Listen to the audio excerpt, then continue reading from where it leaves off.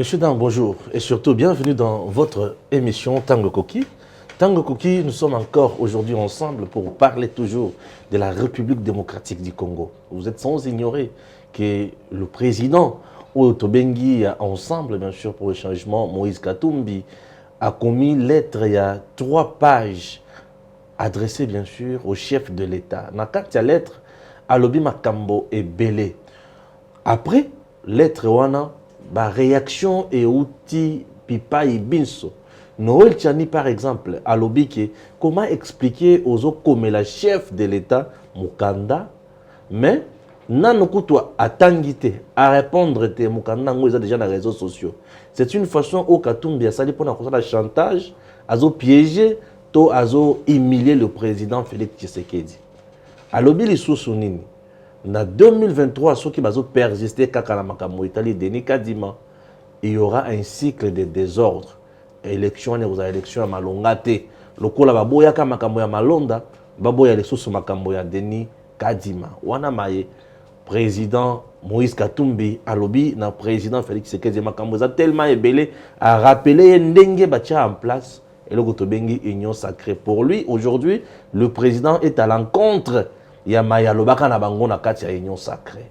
Oui, ça, ezali kambo ya liboso. Ya mibale, bandiko ya FCC, batelemi balobi, il y a crise politique déjà en RDC. Il faut trouver des solutions. Et Minduki bakendaki kotala, Minduki na babilo na batima ya FCC nemi alobi pourquoi kotini la bango ba soda baya kotala Minduki epai na bango.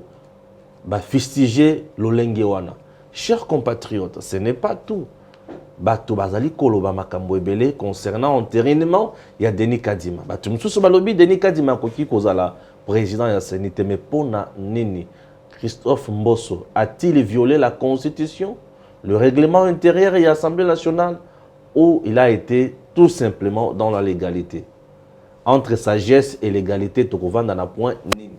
Chers Congolais, bloc patriotique, il y a ba force vive contre la dictature fasciste, wana ezali oyo fayulu alobi.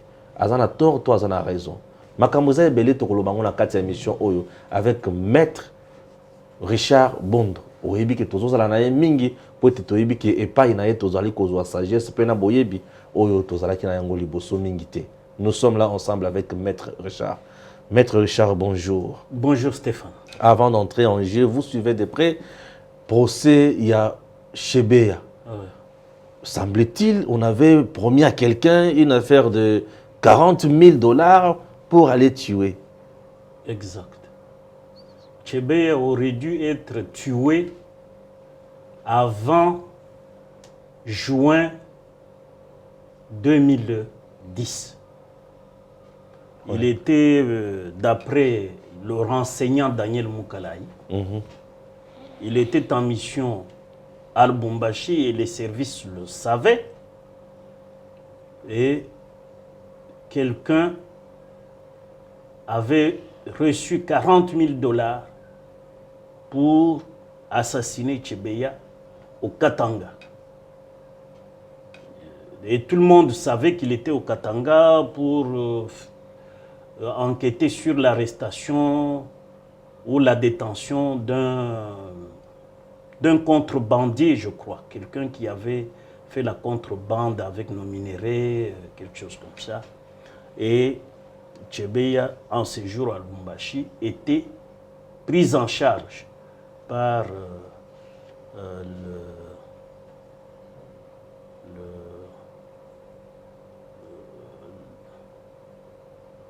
l'unité que commandait...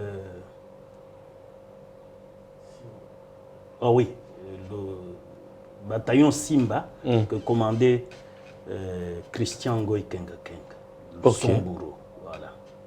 Mais quand ça avait échoué à Lubumbashi, on devait tout faire à son retour à Kinshasa pour le réduire au silence. Ces minéraux-là appartenaient à qui?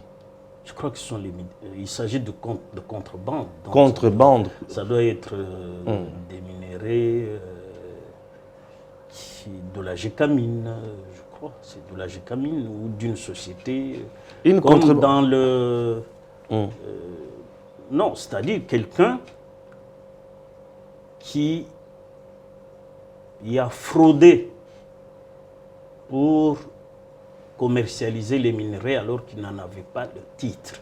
Très bien. Voilà. Depuis que vous poursuivez avec, les audiences de l'affaire Chebeya, à quel niveau vous constatez les zones d'ombre? Les zones d'ombre, c'est que on ne sait pas jusqu'à aujourd'hui quel était le grief justificatif de son assassinat. Parce que même quand on dit qu'on l'avait filé jusqu'à Lubumbashi pour l'assassiner, on ne dit pas, on ne donne pas le motif ni le mobile pour lesquels on devait tuer Chebeya. Pourquoi ne pas peut-être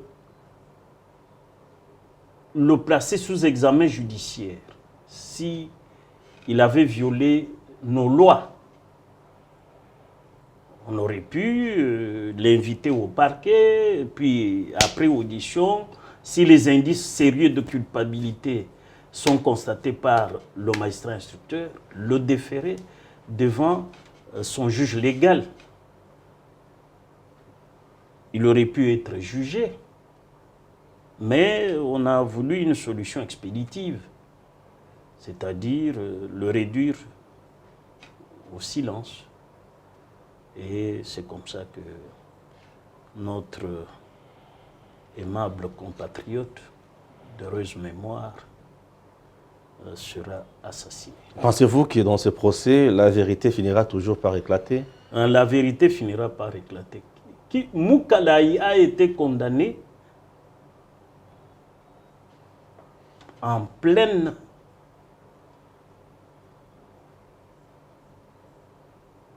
méconnaissance, disait-il, des faits qui lui étaient reprochés. Il se disait innocent. Ouais. Mais aujourd'hui, il charge John Numbi comme le commanditaire. John Numbi aujourd'hui est cité encore dans ce dossier. Oui.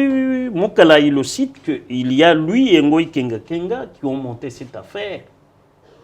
Et Mukala, il n'est que, comme on dirait, une victime expiatoire.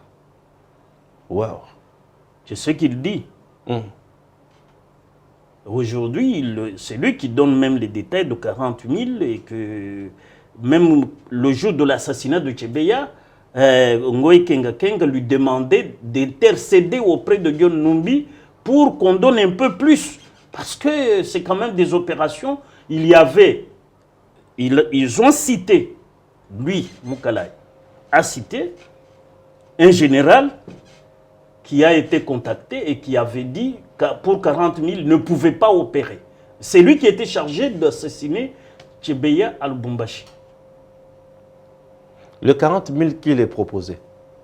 John Numbi qui avait l'argent. Okay. Parce que même les 2500, c'est Rachel, la secrétaire de John Numbi, qui a amené l'enveloppe par Mukalayi. Très bien. Très horrible. Et quand on assassine Chebeya, l'enveloppe de 2500 est remise à Christian Ngoï Kenga Kenga, qui ne payera le commando à chaque élément $50. C'est-à-dire la vie de Chebeya et de Bazana a coûté $50. $50. Voilà. Voilà. Et les enfants sont restés orphelins de leur père. Et la veuve aussi. Et la veuve également. À cause de $50. Donc, il y a 2 veuves dans cette affaire. Oui. Et plusieurs orphelins. À Les cause de orphelins $50. Bazana, les orphelins Chebeya. Chebeya, ils sont nos enfants. C'est cruel. C'est très Ils cruel. sont des Congolais, Ouais. de père et de mère. Bien sûr que oui. Puisqu'on parle quand même des armes, on parle d'affaires, assassinats et consorts. Et il y a peu, on a découvert, on avait trouvé dans la maison du général John Numbi des armes sophistiquées là-bas. Mais cette affaire des armes, lorsque nous instruisons l'affaire Tchébeye devant la cour militaire de la Gombe, général Kaboulou Moussaï, qui était le gestionnaire des silos, donc des dépôts d'armes de la police, avait dit, en dehors de ce que lui gère, John Numbi a aussi son dépôt. Dépôt d'armes. Il l'avait dit en pleine audience publique. Et on n'avait pas tenu compte de ça. Mais à l'époque là, John Numbi était l'homme fort. Oui, c'est ça. Le bras droit du régime. Voilà. Ah oui. Et c'était compliqué. Et tout ce qu'il faisait, lorsque Moukala dit à Ngoï Kenga Kenga, vous ne pouvez pas, on ne voit pas pourquoi vous pouvez assassiner ce monsieur. Oui. Il dit, Christian lui dit, mais l'ordre est donné. Voici, d'ailleurs, pendant que nous causons, il m'appelle pour que j'exécute. Pendant que Moukala dissuadait Ngoï Christian, Christian recevait un appel et il l'a montré à Moukala. Voilà, il me harcèle. Il veut que j'exécute ça.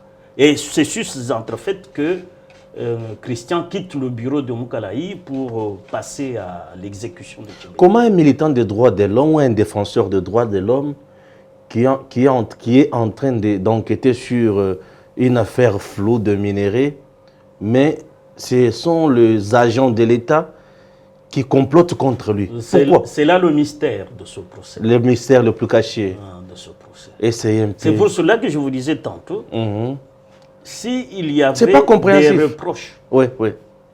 mais on aurait pu l'inviter. Bien sûr. C'est-à-dire contacter un parquet pour qu'il soit entendu. Et s'il est entendu avec des indices sérieux de culpabilité à l'appui, on aurait pu le déférer devant le juge légal. Ça dépasse toujours ma compréhension, maître. Pourquoi je dis cela? Puisque les minéraux appartenaient à l'État congolais.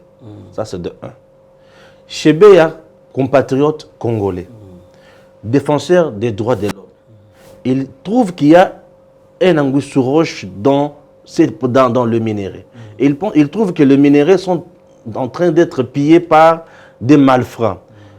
Mais il est là pour aider le peuple, l'État congolais. L'enquête sur la contrebande n'était qu'un prétexte. C'était un prétexte. Oui. C'était quoi le vrai problème? Le vrai problème, c'est son enquête sur les massacres Bundudia Congo dans le Congo central. Massacre. Je crois 2006-2007. Voilà.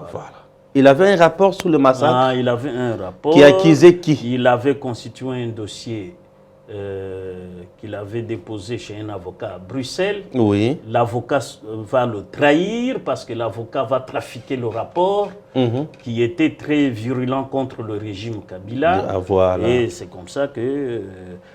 parce que le but visé par la voix des sans-voix était de constituer un avocat à même de déposer la plainte à la CPI contre le régime ou contre ceux qui étaient auteurs de ces massacres au Congo central. Alors, mais l'ayant appris et sachant qu'il se trouvait sur place à Lubumbashi pour un autre dossier, alors le régime voulait l'éliminer pour prétexter peut-être que c'est le contrebandier ou je ne sais pas qui a monté le coup contre lui et ça avait échoué. Et comme on l'avait raté à Lubumbashi, on est venu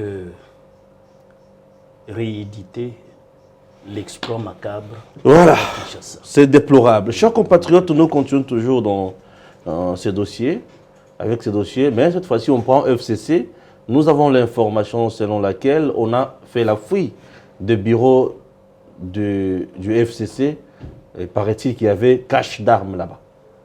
Et le FCC monte au créneau pour fustiger cette opération. Maître Richard, comment vous analysez ça? Vous savez, nos services de défense et de sécurité ont cette mission sublime de sécuriser et nos populations, et notre territoire, et nos biens. Oui. Alors, lorsque vous êtes une organisation politique, regroupement politique, Oui. vous avez un devoir, c'est lui de familiariser vos militants au civisme. Oui. Mais lorsque vous-même vous êtes un dépôt d'armes, comment vous les avez acquises? Avec quelle qualité vous détenez ces armes? Une organisation politique. C'est pour cela que moi, lorsque je consulte la loi sur les partis politiques, un regroupement politique, un parti politique, qui verse dans l'incivisme, dans l'insurrection, doit être dissous. Il faudrait que le ministère de l'Intérieur se saisisse du résultat de cette fouille pour déclarer dissous le FCC. Wow. Parce que c'est un regroupement politique qui voudrait s'aimer la mort et la désolation. Raison pour laquelle Chadari a toujours dit que si vous touchez Albert Youma, on va paralyser le pays. Oui, mais nos services de défense sont très vigilants.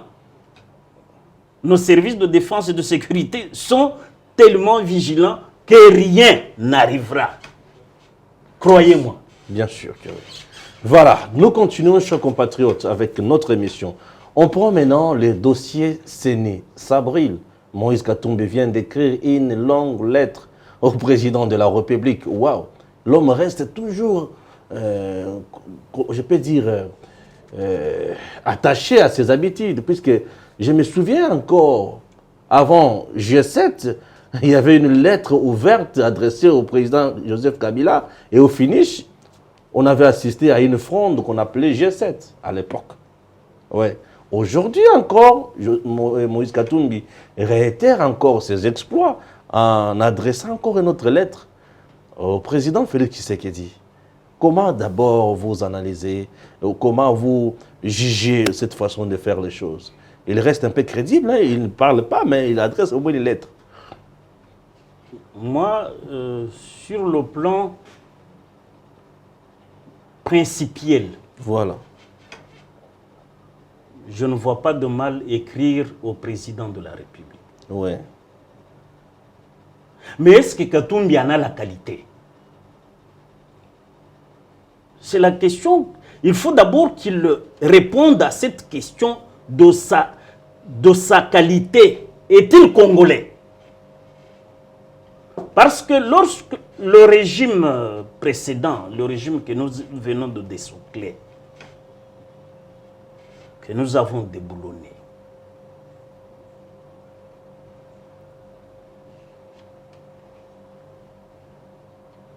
le traqué, l'homme ne s'était pas gêné de porter au moins 5 nationalités. Oubliant que l'article 1er de la Constitution dit que la nationalité congolaise est une exclusive.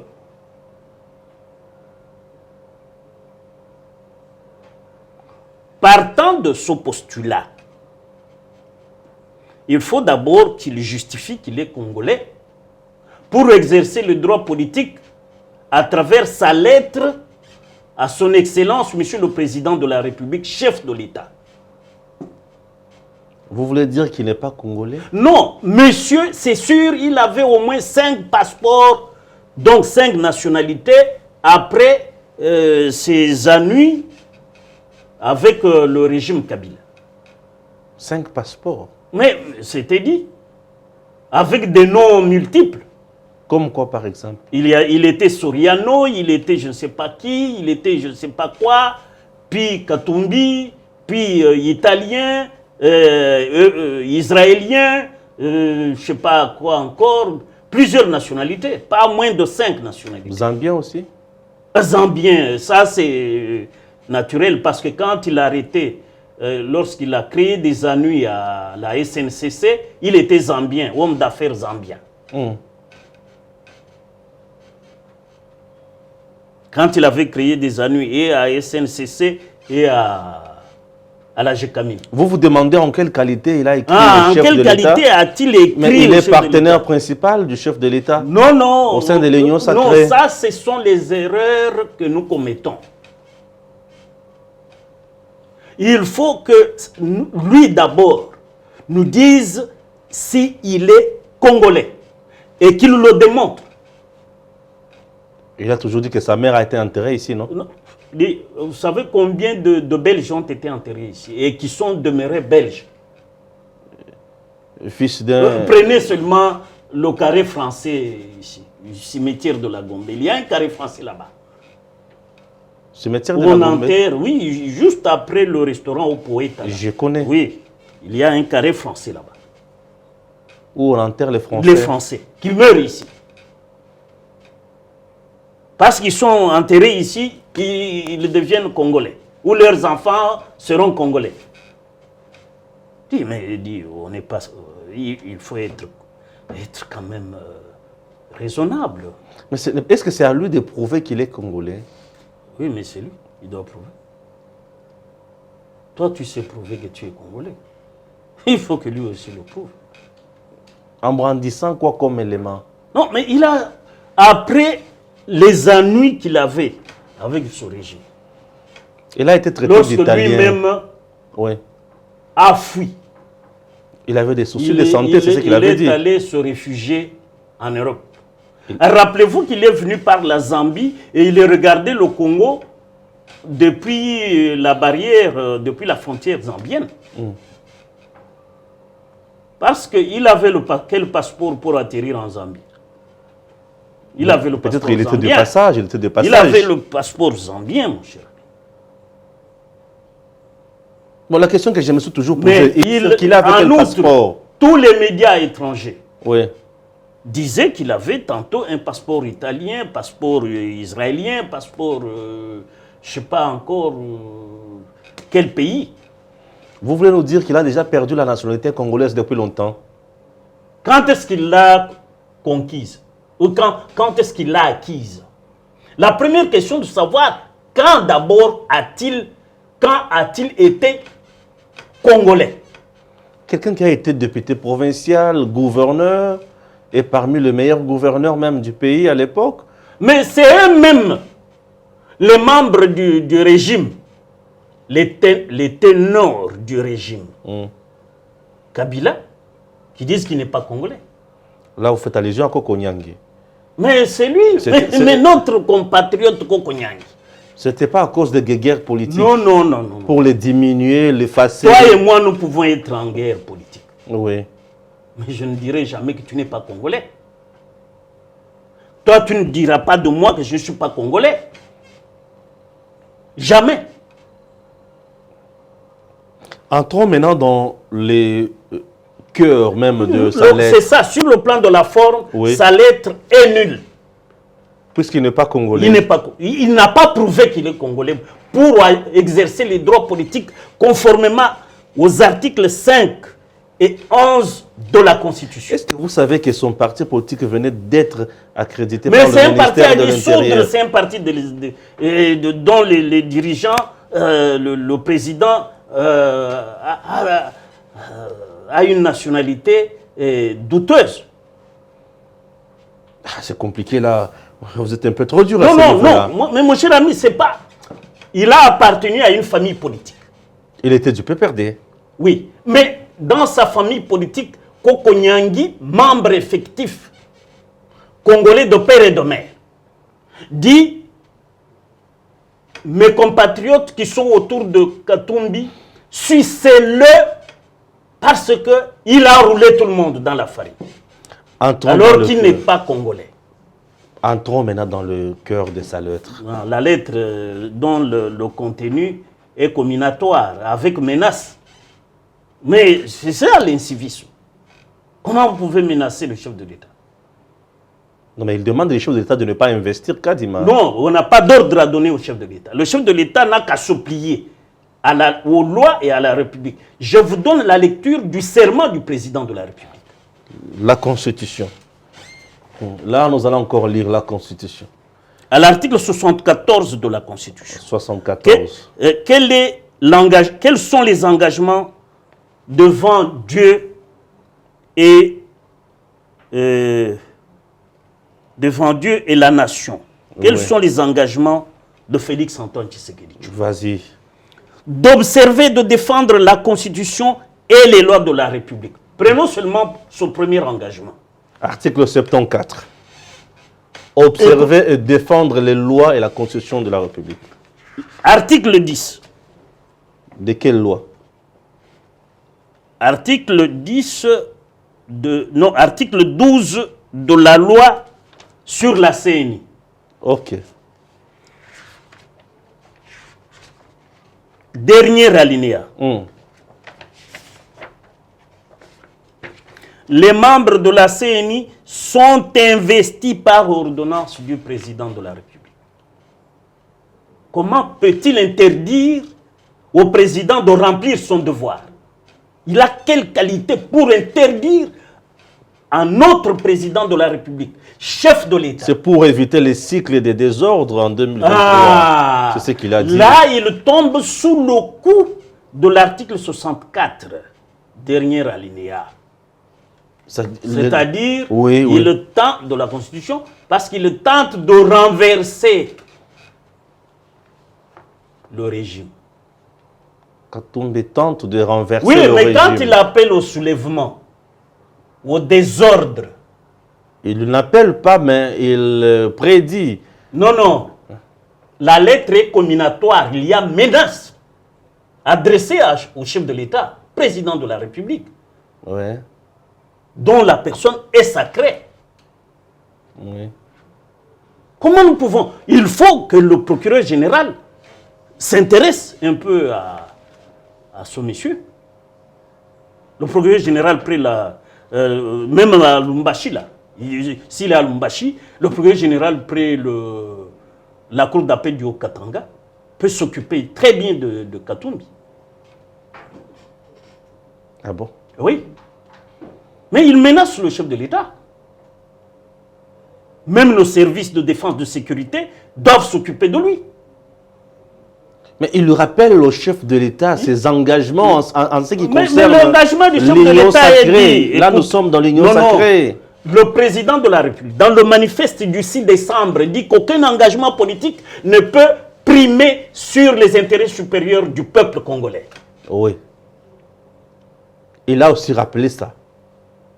Mais c'est comme ça. Quel est l'intérêt supérieur du peuple congolais? L'intérêt supérieur du peuple congolais est même expliqué dans la Bible. Jean 10, le bon berger. Premier verset au 6e. Lorsque les brebis écoutent la voix de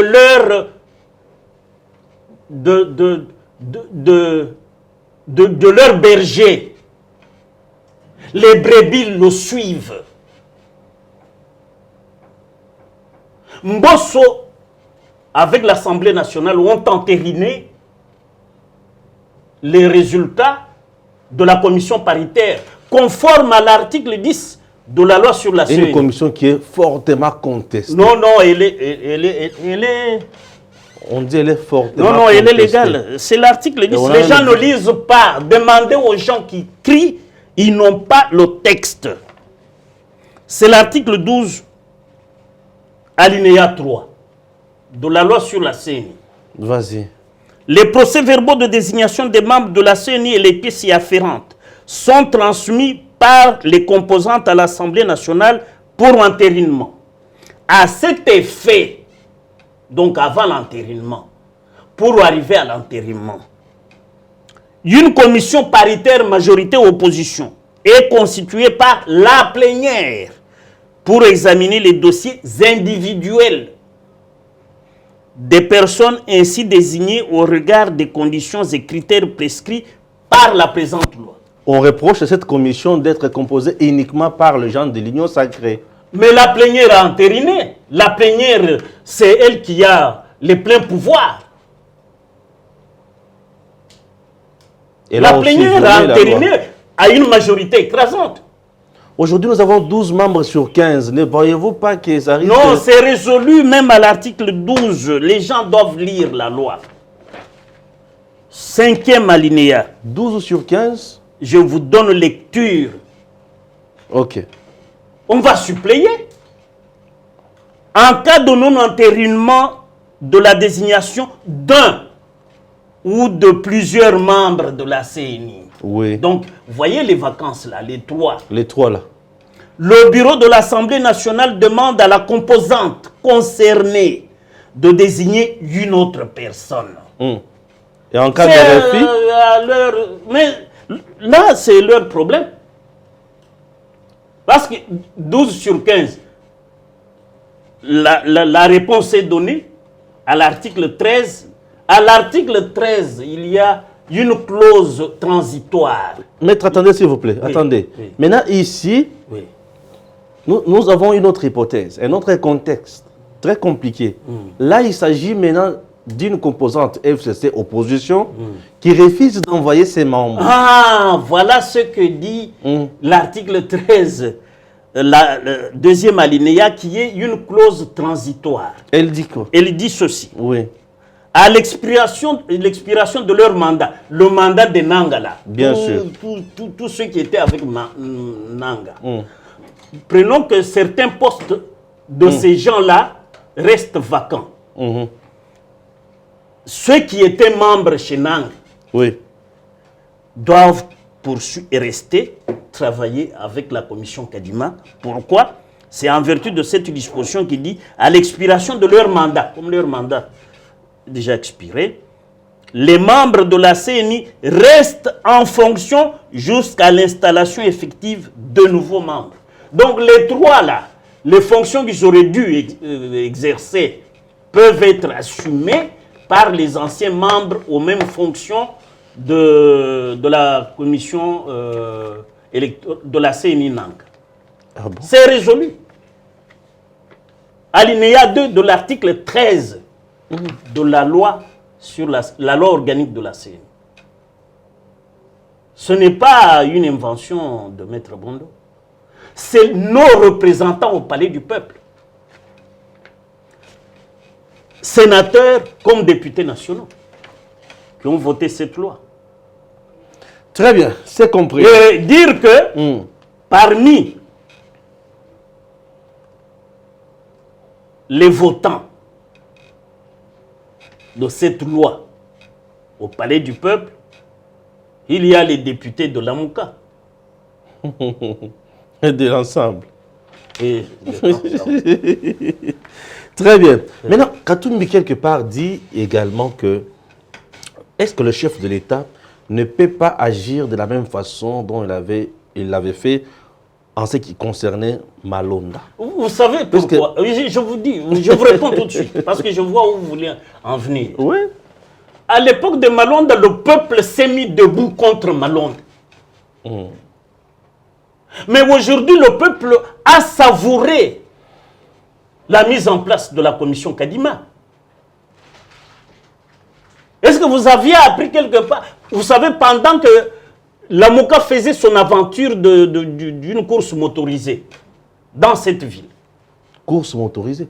Et c'était le samedi? Le fameux... Non, le jour où l'on a... C'était vendredi? Non, le jour où on a entériné Kadima, c'était le samedi. Ah voilà. L'Amouka avait également sa marche. Sa marche. Qui partait de Ngaba, oui, à la première rue. Mais pendant qu'il fait l'Amouka fait sa marche, une marche au palais du peuple. Une marche bien répondue. Au palais du peuple. Oui. Les représentants du peuple entérinent la commission Kadima. Je vous citais tout à l'heure un livre saint. Oui.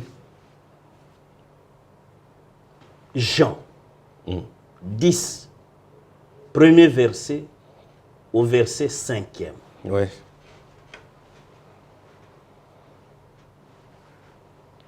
Le peuple, ce sont les brebis, ont écouté, entendu la voix de Mbosso et de nos représentants au palais du peuple. Ils ont applaudi la commission Kadima. Le peuple a applaudi la commission Kadima, a ovationné son entérinement.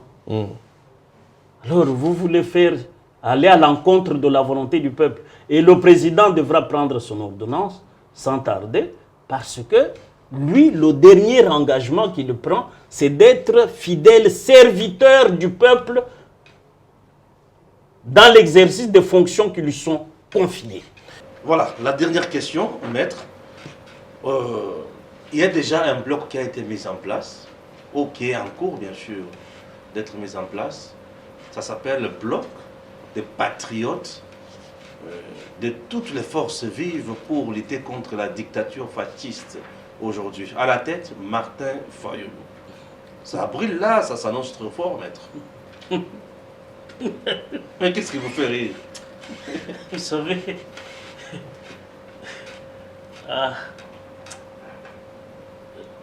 Martin vous savez, Fayulu, il faut deux fois accepter son sort. accepter son sort. Il ne faut pas forcer la nature. Qui ne veut pas accepter son sort, qui force la nature, maître? Mais lorsque vous n'êtes pas écouté par le peuple et vous traitez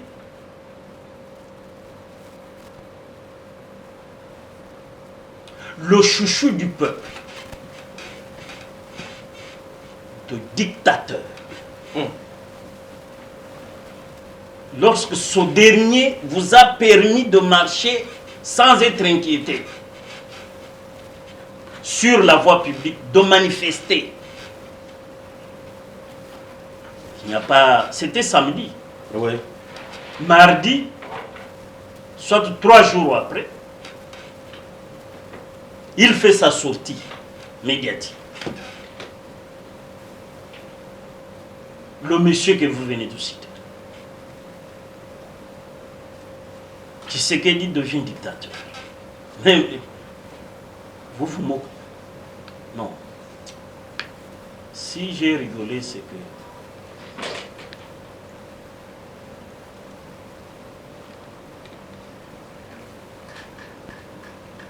ce monsieur a cessé d'être sérieux. Parce qu'il sait qu'il n'est pas écouté. Il n'a aucune brebis derrière lui. On a vu un meeting très plein là-bas, comme un œuf. Où à la place Sainte-Thérèse, il y a peu. Vous savez, la marche avec une population. Vous voyez, pendant qu'il tenait le meeting, oui. il y avait un match, je crois, au Maniema là. C'était Maniema. Les gens regardaient le match à quelques mètres du meeting. Les gens de la Tchang ne s'occupaient même pas de ça. Mais qui avait rempli le terrain? Ça, c'est vous qui le constatez, vous qui êtes des journalistes. Mais nous, peuple, nous n'avons pas tenu compte de... C'était un fait bénin. Un fait bénin. Une organisation de certains inciviques et des excités. Très bien. Parce que le peuple congolais aujourd'hui veut aller aux élections. Mais comme ils n'ont pas d'argent, après avoir roulé les bailleurs de fonds de l'Union européenne, ceux qui avaient auprès de qui Ambongo et Cholet avaient reçu l'équivalent de 45 000, de combien? De 45 000 smartphones. Ils en sont débiteurs. Pour flouer les bailleurs là, on dit, nous allons faire des manifestations, ça demande de l'argent. L'argent là, les manifestations sont en quelque sorte justificative du non-remboursement chez les bailleurs. Nous avons mobilisé le peuple contre autant d'argent. Mais le peuple, le même peuple qui a marché avec l'AMOUK, a applaudi l'entérinement de la commission Kadima. C'est ce que monsieur ne comprend pas. Pourquoi le même peuple, quand on entérine Kadima, n'a pas foncé jusqu'au palais du peuple pour empêcher l'entérinement? Parce que Feu Étienne Tshisekedi, lui, comme il était le véritable opposant, il n'y avait pas d'itinéraire partant de A à B. Lorsqu'il disait l'objectif est d'atteindre tel point, qu'on interdise qu'il y ait des barrières ou pas, Tshisekedi, avec sa foule, le peuple, atteignait l'objectif. Mais c'était le même jour. C'est un homme politique, non? Il a ses députés au palais du peuple. Les députés auraient dû lui dire, ici, il a un ou deux députés. Les deux députés auraient pu lui dire à Fayoul, nous sommes au palais du peuple ici, Kadima va être enterré. Quand vous êtes dans la marche, profitez-en, marchez sur le palais du peuple. Empêchez l'entérinement. Parce que s'il donnait cet ordre, il n'aurait vu personne. Les Kino auraient pu empocher seulement les 3 000, 2 000, 5 000 francs, rentrer. Ah, c'est vous qui le dites. Mais c'est vrai. Parce que qui a applaudi l'entérinement? C'est le peuple. Okay. Pas seulement à Kinshasa, sur toute l'étendue de la République. Au moment où ça se fait, moi j'étais à l'intérieur du pays. Ah, vous étiez... J'ai vu comment le peuple a applaudi l'entérinement. Pourquoi le peuple a applaudi l'entérinement de Kadima? Puisqu'ils savent que c'est l'homme du chef. C'est parce qu'on va aux élections. Ah, c'est pas parce que c'est l'homme du chef. Non, non. Seulement l'organisateur des élections est là. Homme du chef. Le mandat, non, non, ça... C'est ce que les gens disent de partout. Non. Je vous donne le critère. Le critère. Qui peut être membre de la CENI?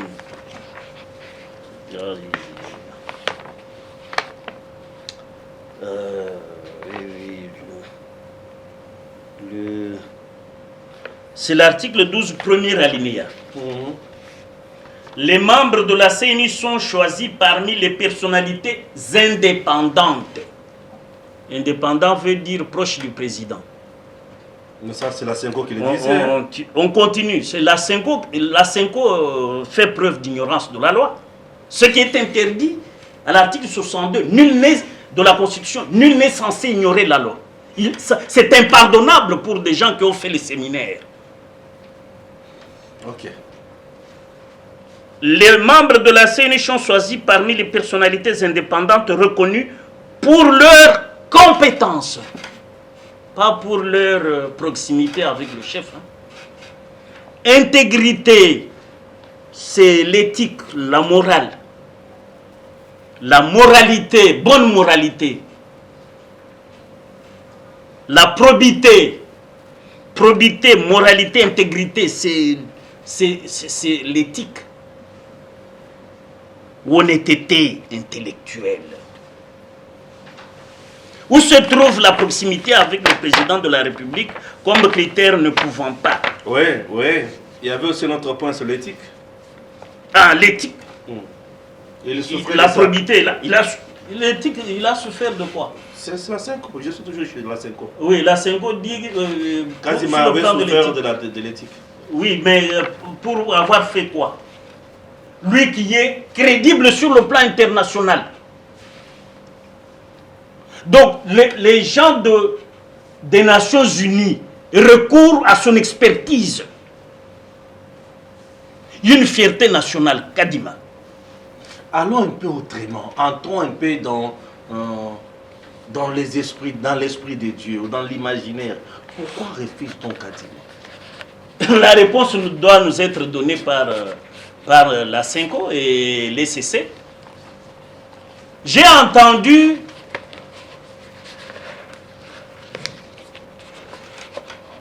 des gens qui se disent qu'ALCC, moi je suis parmi les intellectuels catholiques. Il y aura des marches là. Ça fait peur. Non, non, écoute, on parle des intellectuels catholiques, dont moi. Vous êtes aussi, vous faites partie. Dont moi, oui. Mais vous ne parlez Et pas moi, de je dois pactiser avec des gens qui ne sont pas, qui ne font plus preuve d'intellect, qui sont dans les sentiments tribalo machin, ethniques. Non, c'est pas ça l'intellectuel. L'intellectuel, c'est le livre penseur de la société. Ouais. Qu'est-ce qui est bon pour notre société? Priorité aujourd'hui pour le peuple, allons aux élections en 2023, pas de glissement. Mais vous créez des obstructions sur la voie des élections. Ça devient compliqué. Est-ce que vous êtes intellectuel? Parce que la probité intellectuelle, j'ai entendu chez les protestants aussi, il y a, je ne sais pas, Milapro, c'est des intellectuels aussi. Admettons qu'ils soient réellement intellectuels. L'intellectuel ne peut pas être criminel. En invitant le peuple à des manifestations sauvages, c'est l'ensauvagement de la société. Très bien. Est-ce que l'ensauvagement de la société contribue à l'état de droit ou à l'état de nature, tel qu'est enseigné par John Locke? Merci beaucoup. Je m'adresse ici aux prétendus intellectuels de CALCC de Milapro. Merci. Ça a été pour nous un grand plaisir de recevoir Maître Richard Bondo sur ce plateau de DEM TV officiel dans l'émission Tango Koki. Il a parlé avec son cœur comme d'habitude. Il a donné cours. Lui, c'est notre enseignant. Quand il passe dans l'émission, c'est pour donner cours. Nous apprenons chaque jour à chaque émission avec lui. Et pour cela, nous lui disons merci. Merci, Maître. C'est moi qui vous remercie, Merci. Monsieur Stéphane. Merci beaucoup. Et que Dieu bénisse la RDC. Et merci à Gims, notre doyen.